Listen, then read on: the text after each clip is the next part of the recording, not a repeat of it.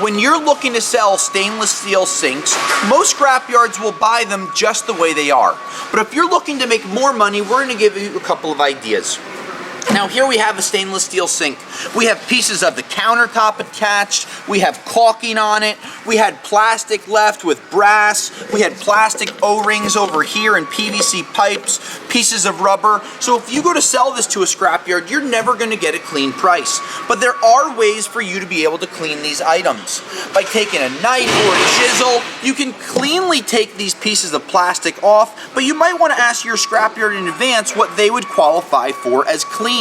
You can take these pieces of the countertop off, and one thing that you always want to do is to be able to take these brass faucets off. Now on the back of these there are just a couple of small nuts that are on them that hold these on.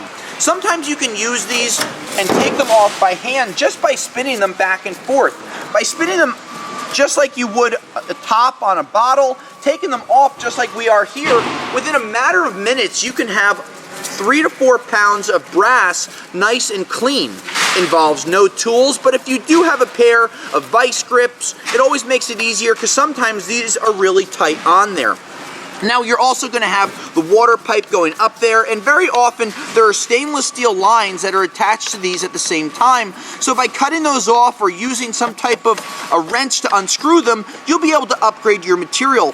But at the bare minimum, when you go to sell your stainless steel sinks, you always want to take these faucets off, because right off the bat, you're going to be able to pull this off and instantly have a 2 or 3 pound piece of brass to sell to the yard.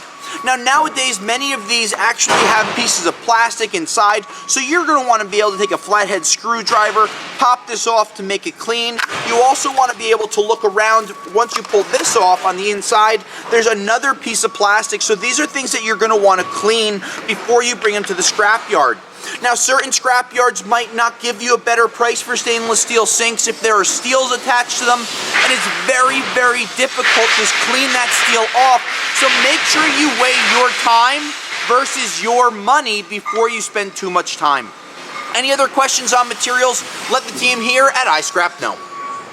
Thanks for checking out our scrap videos. By becoming a Patreon supporter today, you'll be entered into monthly giveaways for tools and other products to help you make more money with your scrap.